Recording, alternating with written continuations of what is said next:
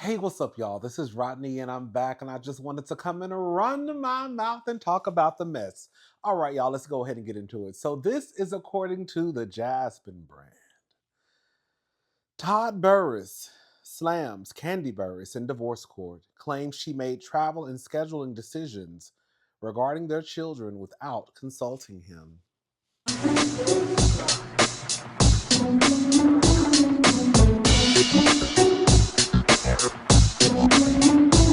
Hi, how are you? Fine. Who are you here for? Randy Kessler, Randy, please. okay, one moment.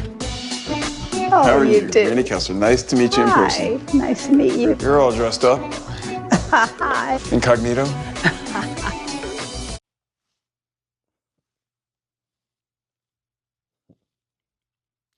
New court filings in the divorce between Kandi Burruss and Todd Burruss reveal Todd is pushing back aggressively and asking the court for expanded authority over their children.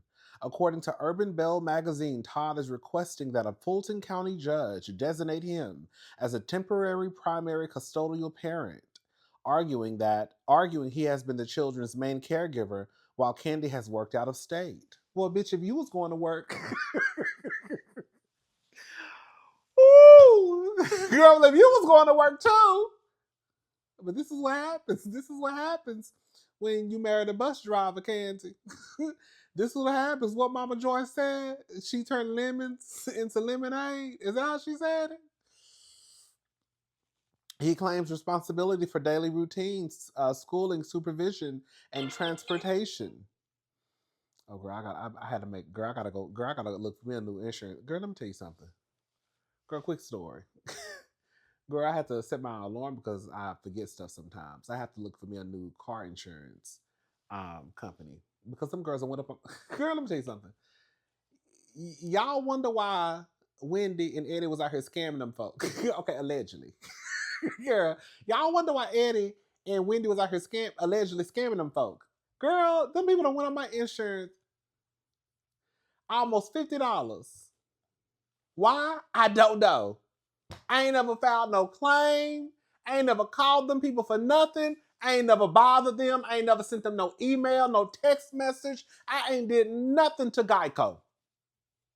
Hello? Y'all ain't never had no issues out of me. Baby, I barely even log on to the app. All I know is that I checked my email and no, let me say something. Don't get it twisted. Back in the day, I was a mess when it came to being behind the wheel of a car. So my insurance is not going to be the cheapest due to just mistakes in the past. Okay? They always say be careful what you do in the past because it will come back and bite you in your ass. So, because my insurance is a little higher, and I understand why because of the things that are attached to my driver's license. However, hopefully it'll go down soon. Low, yeah. Anyways, but yeah. So my interest is already high to me, right? I understand why to a certain degree, but because of the things that happened to me years ago, well, due to my own fault, I still think it should be a little bit lower. Anyways, that's a whole nother story for a whole nother day. But girl, y'all not going up on my insurance companies. Let me tell y'all one thing about it, two things for sure, three things for certain. It's too many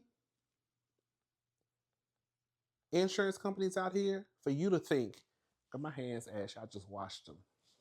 It's too many insurance companies out here for you to think that I have to settle with you.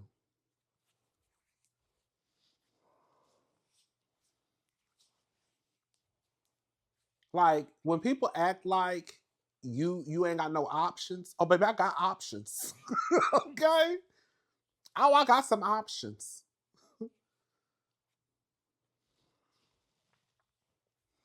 When just people, period. So yeah, I had to set my alarm.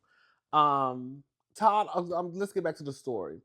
Todd also challenges Kandi's account of a Christmas travel dispute, stating he personally transported the children to New York so she could spend the holiday with them. He contends tensions arose because travel plans were made without his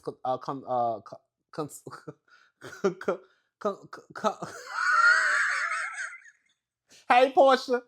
made without his consultation. Not because he attempted to block access.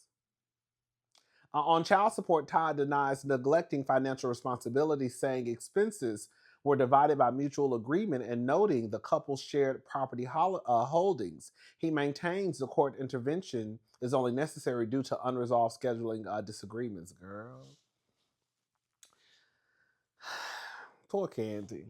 You wanted them. You wanted them, now you got them. Girl. Now you gotta deal with the headache that comes with, girl, marrying the person who you married and also procreating with the person you decided to procreate with. I mean, it is what it is. It's gonna be what it's gonna be. I wonder what Mama Joyce over there doing. Anyways, let's go ahead and move on. I don't know much about this lady. I don't really know anything about this lady. Jill Zarin. She was formerly on The Real Housewives of New York. I think I do remember her being on Ultimate Girls Trip, the one where they shot, I think it was Phaedra, Eva, Brandy, Tamra, Dorinda. They shot at Dorinda's house, Bluestone Manor. I don't know, girl. Anyways, Jill Zarin fired from RHONY reunion series after racist Bad Bunny rant. So Jill Zarin suffered a huge own goal today. The original Real Housewives of New York City cast member was fired from reunion show The Golden Life following a wild tirade against Bad Bunny's Super Bowl halftime show. Blink 49 Studios, the production company behind The Golden Life, issued a statement to TMZ writing, in light of recent public comments made by Jill Zarin, Blink 49 Studios has decided not to move forward with her involvement in The Golden Life. We remain committed to delivering the series in line with our company's standards and values. A source close to the situation tells TMZ the cast has been warned not to say or do anything controversial. And while the women were initially excited about the show, Jill's actions have dampened the mood, though the other women understand why she was fired. Jill's controversial comments were made in an Instagram post, which she deleted, but users later reposted on X. She complained, "I don't speak Spanish. I would have liked to have known the words he was saying." She then added a comment some considered racist, saying, "To me, it looked like a political statement because there were literally no white people in the entire thing. I'm not taking a side one way or the other. I think it was an ice thing. I think the NFL sold out, and it's very sad." So we all agree. Now we all agree. I agree. I said it before that it was the worst halftime show ever, and it's 250 years that we're celebrating right now in the United States. And I just don't think it was appropriate to have it in Spanish. And quite frankly, I didn't need to see him grabbing his, G area. I think it was totally inappropriate. You've got all these young kids watching the Super Bowl, and he doesn't have to be grabbing himself every 5 seconds. Is he so insecure? Seriously, I didn't understand it. I don't speak Spanish. I would have liked to have known the words he was saying. To me, it looked like a political statement because there were literally no white people in the entire thing. I think it was a political statement, and I'm not taking a side one way or the other. I just do. I think it was an ice thing. And I just think that the NFL sold out, and it's very sad because this was 75 years. And, shame. Shame.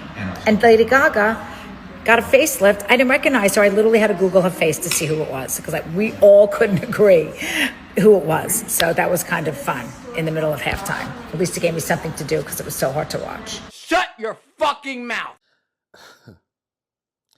Jill reportedly got a facelift. They went on to talk about how Jill took aim at Lady Gaga, saying that Lady Gaga got a facelift, or where she assumed Lady Gaga got a facelift. Jill reportedly got a facelift in 2024, but there have been no credible report about Gaga undergoing the procedure.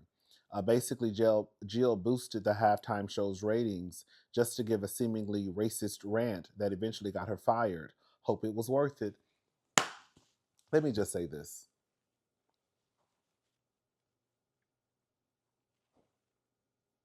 I just recently, when I say recently, the last few years, started to get into the predominantly white housewife shows.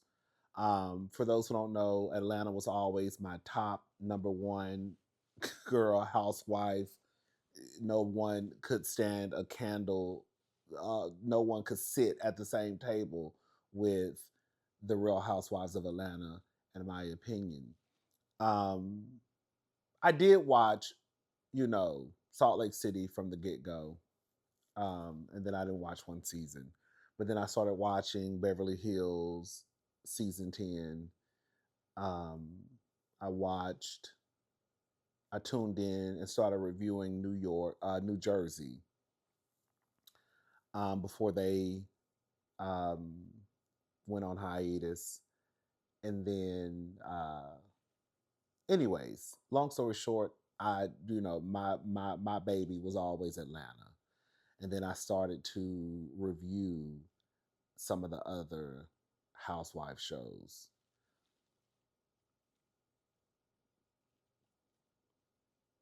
Ebony K. Williams, she was a cast member, I think, on the last season of the Real Housewives of New York before they fired everyone and did a reboot. I stuck my head in the very first episode, but it just wasn't my zhuzh. I think out of all the franchises, New York was the franchise where I don't think I've ever watched, like, I probably haven't, I just don't remember, but I don't think I've ever really just watched even one complete episode. I remember I've watched a season of Orange County before. Anyways, but I never really watched New York. And so when Ebony came on, I was like, oh, they're bringing a black girl on. Okay, let me see what's going on. But Ebony wasn't enough for me to stick around. And then I remember a lot of people blaming Ebony for the demise of the show and the reason why they had a reboot. And I always thought that was unfair, even though I'm not this Real Housewives of New York historian.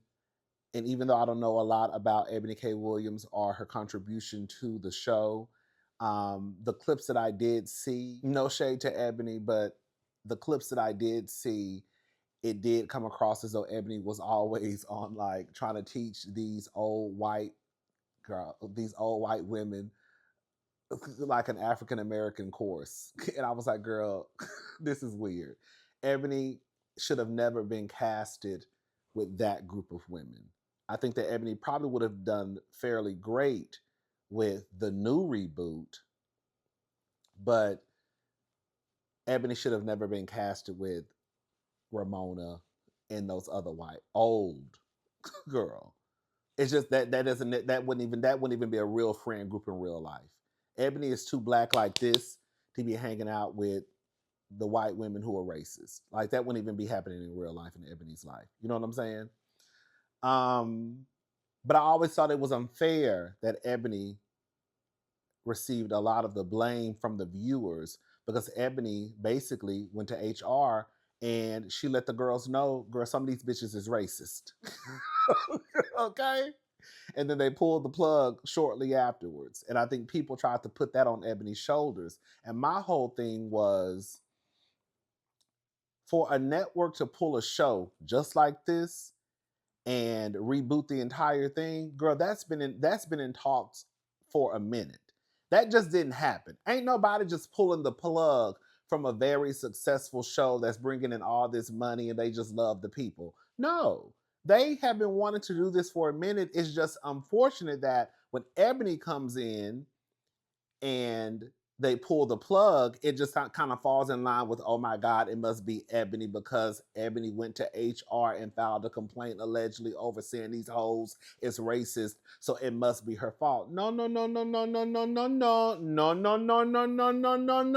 Shout out to that crazy white heifer. What's her name? What's that white heifer name? The white lady. What's her name? Brienne? I can't remember her name from the reboot. I always thought that was unfair because I didn't think it was Ebony's fault. There are a large group of housewife fans, viewers, stans who do not want to accept that some of these women live in racism and colorism, bigotry. Okay? I am of the belief that if you are misogynistic outside of work, it will eventually show up at work. If you are sexist outside of work, it will eventually show up at work. If you are homophobic, transphobic, racist, colorist, all of the above, it will eventually show up at work. You're just not racist outside of the hours of 9 to 5. You're just not homophobic or transphobic outside of the hours of 9 to 5. Eventually, your slip will start to show. There are people out there who just want to watch Housewives. I'm one of those people, and just be entertained, right? I'm not stupid. When I watch these white girls, I know these bitches are probably Republican / MAGA. Right? I'm not going to sit here and act like that I really believe when I was watching the Girls on Beverly Hills or Orange County or New York or New Jersey, that girl, they was just Democratic all the way, walking into the booth, voting for Kamala. That's why when the girls be like, oh my God, they Republican, you really thought that them white ladies, girl, was it? Honestly speaking, even though I just said what I said about Ebony, that was one of the reasons why I didn't want to watch New York when I tuned in. I was like, girl, I don't know how to, girl, listen. Ebony, girl, the very first episode, if I already knew the road that Ebony was going down. Girl, you're trying to give a Black History course to some white bitches who just do not care. And I don't want to see that.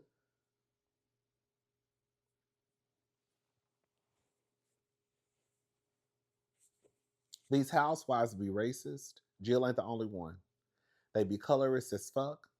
And the viewers don't want to admit it because they don't want the realities of the world to interfere with their entertainment of watching the show. So they would rather act like this does not exist. Racism happens.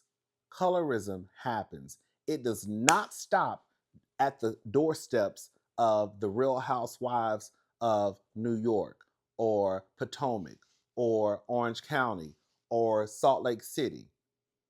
Racism and colorism doesn't stop just because now all of a sudden we're shooting a reality show and there's no way that your favorite white girl can't be racist or have some microaggressions that she needs to work on. Lisa Rinna is my girl, and y'all already know that. But I also clocked Lisa Rinna when she was popping her neck talking to Garcelle. I wasn't out here screaming Lisa Rinna is a racist, but I also clocked that Lisa Rinna, girl, you got some shit your ass needs to work on, sister girl. Hey! Because maybe you're not aware that when you were talking to Garcelle outside of Kyle's house, I saw you pop your neck, bitch. Now, maybe Lisa Rinna is one of those girls who pops her neck all the time when she getting a bitch together. But I've been watching since season 10. And Lisa, I ain't seen you pop your neck or nobody else except for the black girlie. Where I'm from, we call that a microaggression. So these housewives have things that they need to work on. Again, eventually their slips start to show. And I think the biggest takeaway that a lot of the stans who love housewives, y'all are going to have to start to acknowledge that this shit is real. And that it also happens in the housewife world.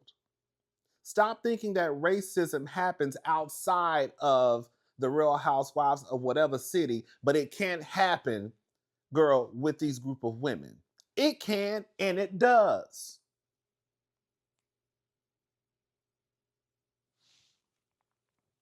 Jill ain't the only one, we know that. If you grow up with your daddy referring to Barbara Jordan as Ain't Your Mama, it's a good chance you might grow up to have some colorist ass ways. I'm just saying. We can go ahead and move on. It's time for the housewife fans to wake up and acknowledge that shit happens even on your favorite franchise, and that these women can be problematic, and not even beyond problematic, they can be racist as fuck.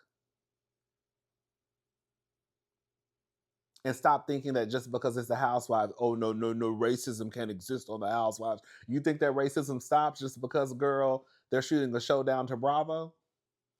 No, it doesn't. Anyways, let's go ahead and move on. No, I know who I wanted to talk about. Joe Giudice. Girl, this nigga got the nerve to get his ass down to the internet, giving his 2 cents. Listen to what he had to say about about Bad Bunny performing at the Super Bowl. I gotta say, the game was okay, all right, but that halftime show, what the hell's going on over there, man, in America? Shit's gotta stop. You know what I mean? This BS has gotta stop. All right? This woke ass crap. What the hell's going on over there, man? People need to go get your damn brains washed. Or something. You know? You need to, like, seriously snap out of this stupidness. All right? You make people around the world look at this crap and saying, what the hell's wrong with these people? You know?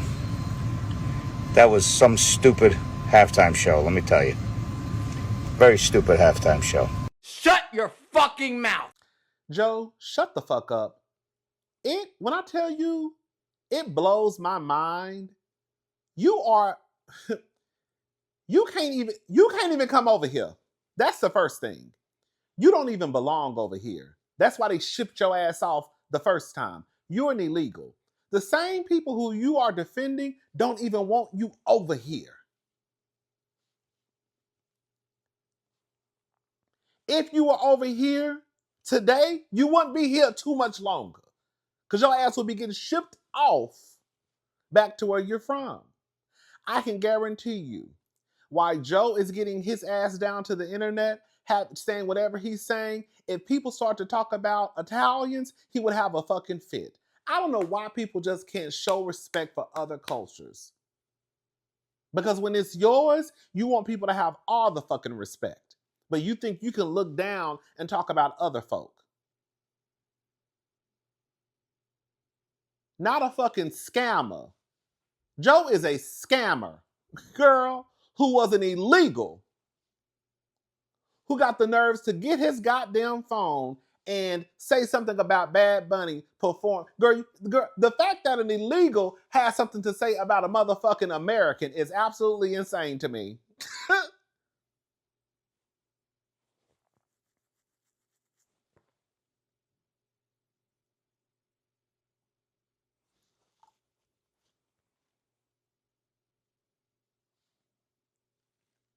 Girl.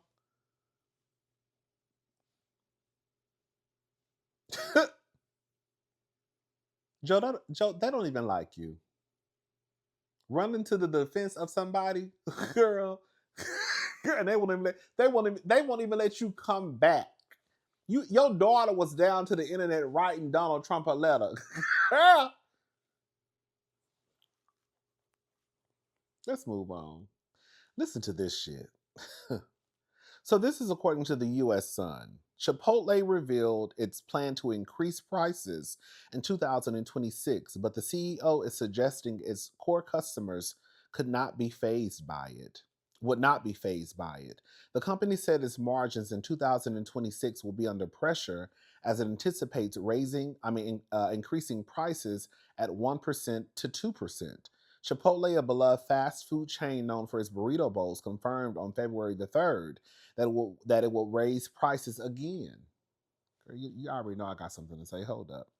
This comes after the chain increased prices a few times in the past, including in December 2024 when prices went up by 2% due to higher operational cost.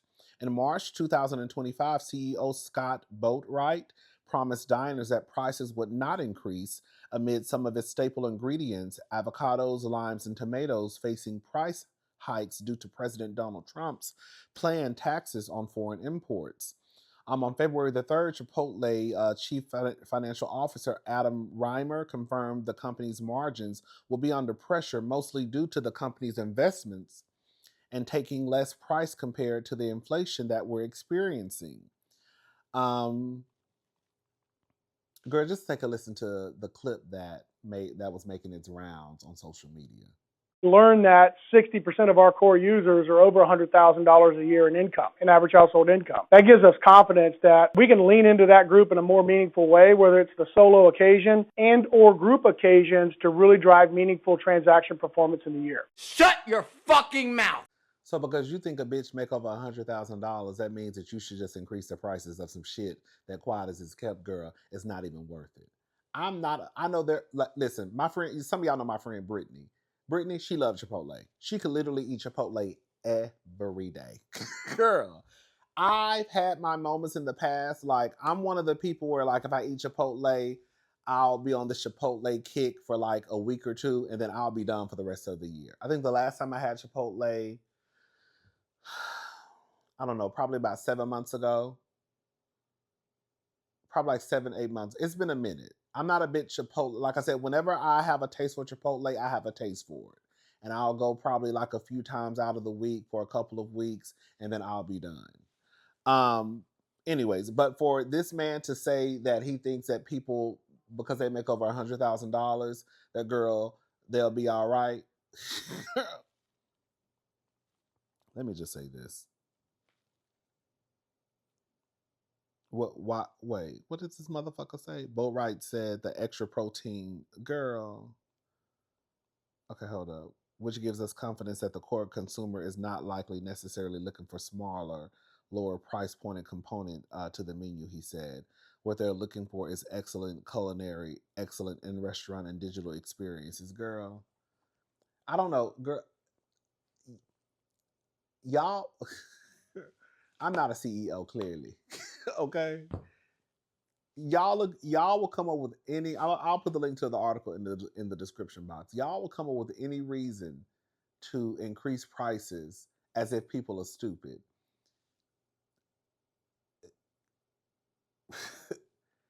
As someone who has been a patron of Chipotle more than a few times, I can say that what you're saying is some bullshit, sir. And the culinary experience that we're receiving is not this experience that you're trying to paint to us of why you're raising the price. I can go into Chipotle and I can tell you what's going to happen. That counter is probably going to be a fucking mess. It's going to be corn juice and tomato and pico de gallo juice in the sour cream. It might be a piece of lettuce or two in the sour cream. I remember one of the reasons why I really started putting a pause on Chipotle. One, because girl, it's just not like, it ain't one of those places I just go to all the time. But the time before last, because I did go there about 2 times after the incident happened. I was at the Chipotle in Houston, Texas, Midtown. It is off of Louisiana Street.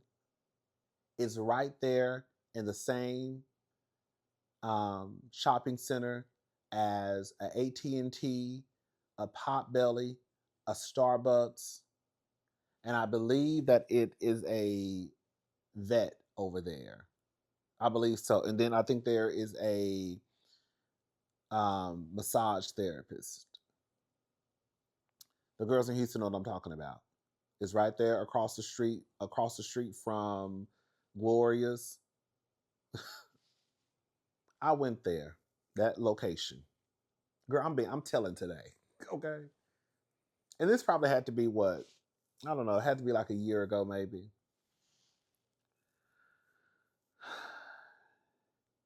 And I walked in, and I remember the guy like brushing off the counter with his hand. He had on gloves, but I remember him brushing off the counter with his hands. And I think somebody got a burrito. And I was like, I look at stuff like that. Okay. And then I remember the next guy in line. I remember him like wiping the counter off with his hands with food, like food was on the counter. Then he went back to just fixing food. I remember him like grabbing lettuce for someone. And I'm sitting there looking like, what in the, I'm sitting there looking like this, like,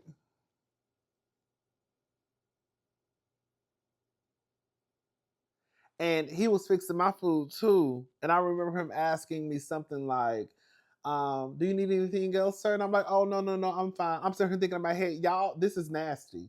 When I tell you Chipotle is one of the most unsanitary places I have ever been to in my life, and that is the God honest truth. The simple fact that y'all can brush food off the counter. Baby, I'm talking about it's drips of sour cream.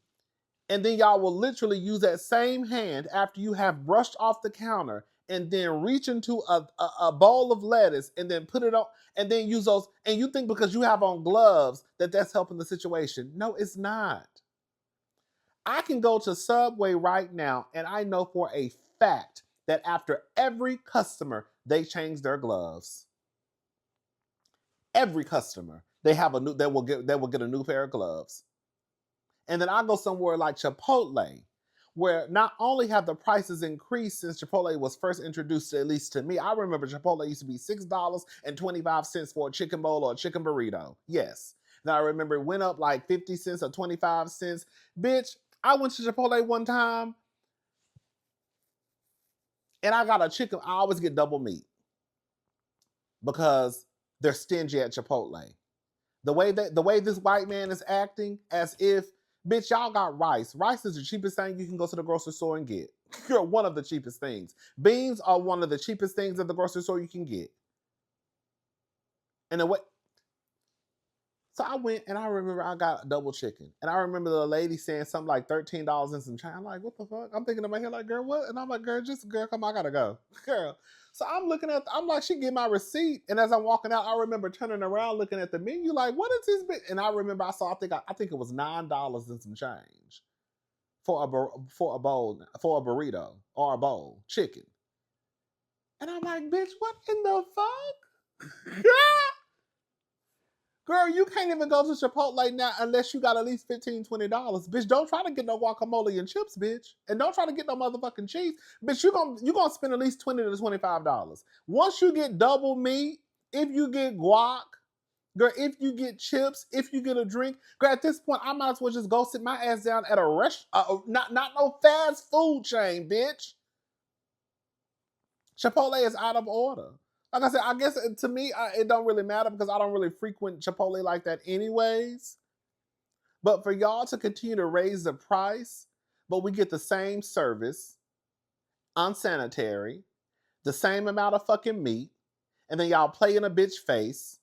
Girl, you go in there and ask for, girl, you gotta get double meat in order to even taste meat on your bowl. Bitch, at that point, I might as well just get vegetarian, bitch. Just give me a Coke, just give me some rice, beans, girl, some lettuce, girl. And I don't even need no meat because I'm not gonna taste none anyways unless I get double. And then y'all get the fucking spoon like this. Y'all get the spoon. Y'all get the spoon, put it in the meat. Girl, shake some of the meat off. It'd be 3 pieces of meat on that spoon, and then you'll pour it on the bowl. They'll give you a half a scoop, and then they'll put the spoon back into the meat. Then they'll shake some of the meat off of the spoon, and then put the 3 pieces on the spoon back into the bowl. Clearly, that's something that they teach them in training because they all do it.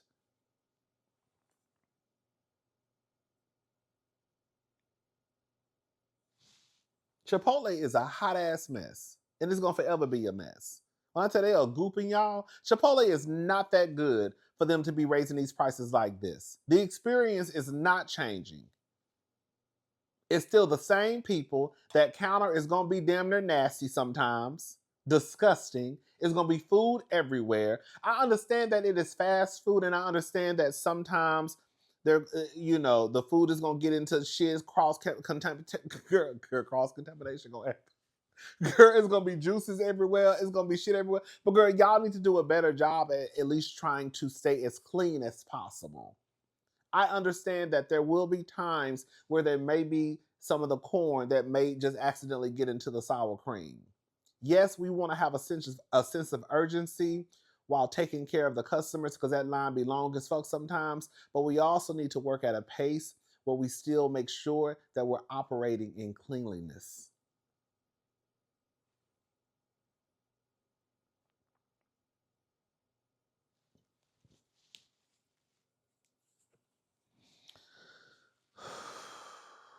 Shout out to the girls who love Chipotle. Y'all got me fucked up. Okay? Y'all ain't getting my goddamn money. And girl, at that point, girl, I might as well go ahead and go to Papacitos. Bitch, at that point, bitch, by the time I done already spent $20, and I'm a big boy. Okay? I'm a big girl. So, I gotta get double meat. I be wanting guac and chips and shit, a little cheese, and girl, quiet as it's kept. I didn't like that cheese at first. But girl, that cheese is actually good. If you get that chicken, I'm telling you what y'all need to do. This is a big boy. This is a big ass. This is a country fat nigga talking to you now, bitch. Get you some double chicken, bitch, and then get that sour cream. I like to get my sour cream on the side because I don't like my sour cream because they just throw it on the top, girl. So I like to get my shit on the side. Get your sour cream on the side, and then get you a bag of Doritos, nacho cheese. Baby, I'm telling you, go home and then get you some Louisiana hot sauce. Girl, I only like Louisiana hot sauce. Girl, get you some Louisiana hot sauce. I don't like that red sauce from Chipotle. It's too goddamn spicy. Girl, so get you some Louisiana hot sauce and pour that hot sauce on that bowl. And then drizzle your sour cream on that bowl. And then, girl, drizzle your guacamole on that bowl. And then, girl, get that cheese on the side. And then dip that Dorito inside that cheese. Bitch. bitch. But it ain't all, but it's good, but it ain't no $20, $25 worth good, bitch. Like I said, at some point, we might as well just go down to a sit-down restaurant and girl be served by a waitress or a waiter. Cause that's the price, that's where we're going. A bowl is basically $10. You get extra meat. If you get guac and chips, if you get cheese in a drink, bitch, you might as well just go down. You might as well just go ahead and go to Papados. And if you got a taste for a little Mexican, you might as well go ahead and go to Papacitos.